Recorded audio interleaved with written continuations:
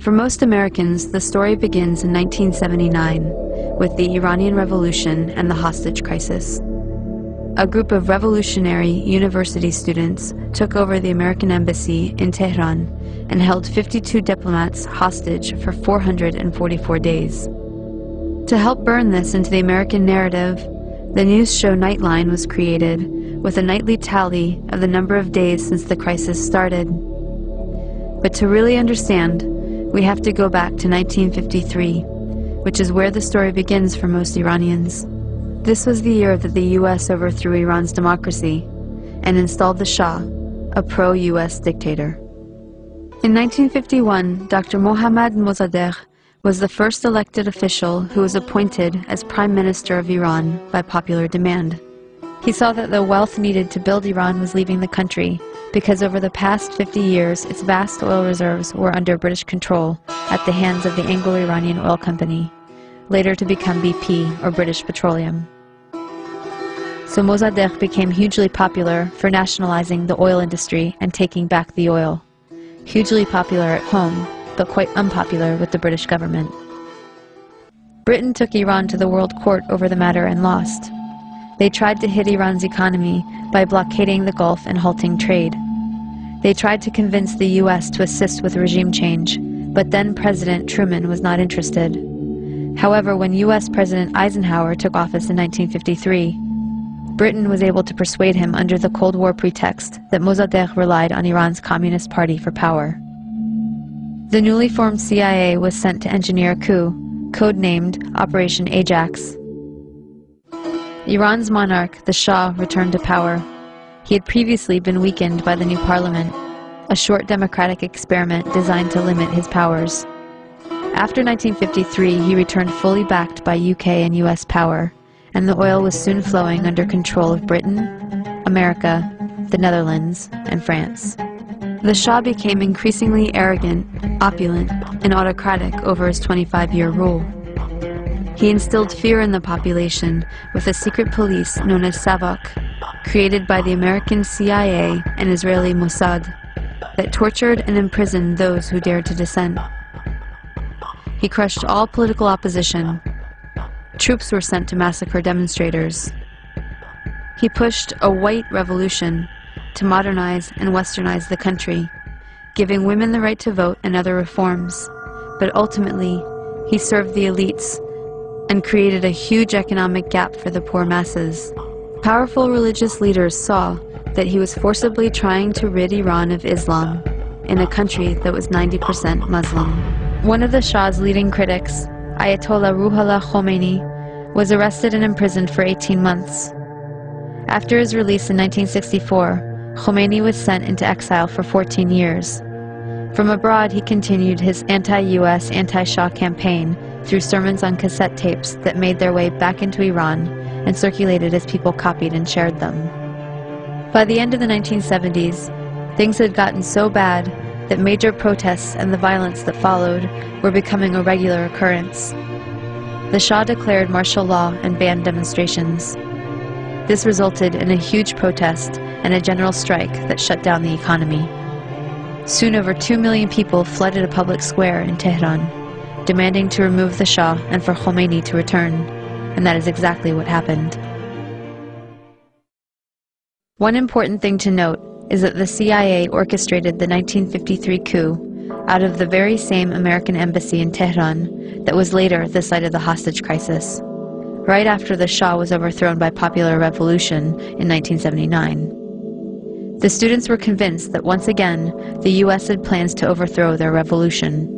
In fact, US President Carter did send a NATO general to instigate a military coup, but it failed.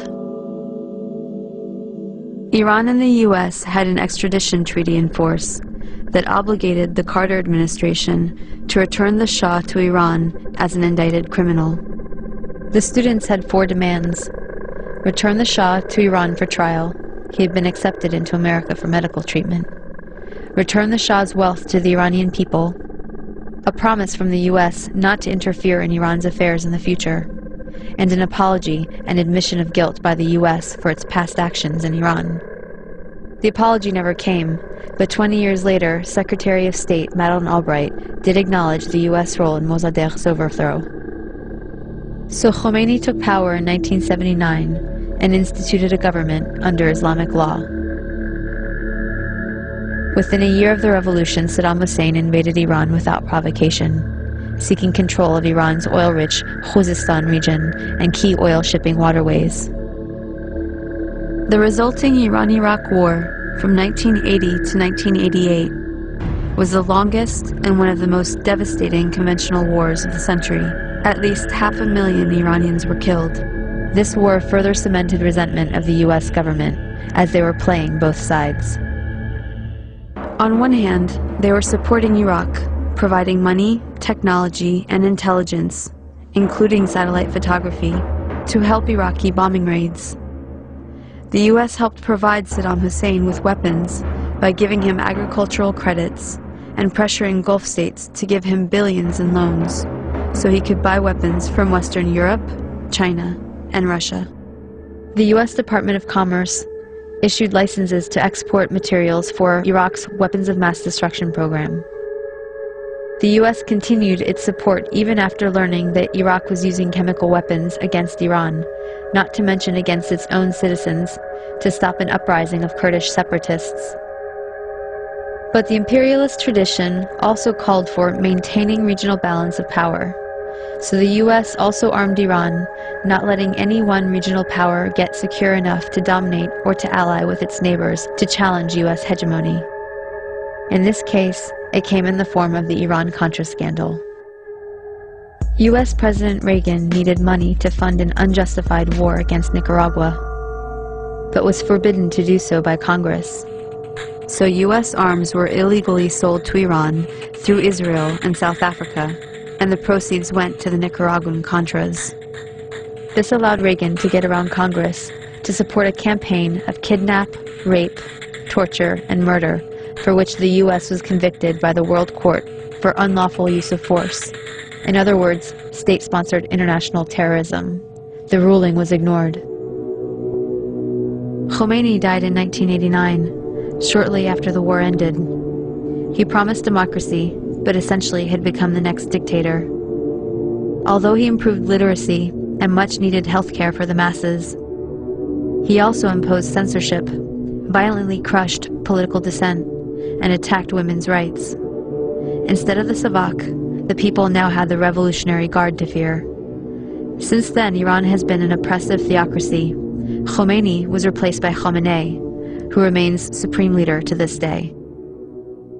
As a test of fairness, we might imagine that Iran invaded and occupied Canada and Mexico, and had aircraft carriers sitting in the Caribbean.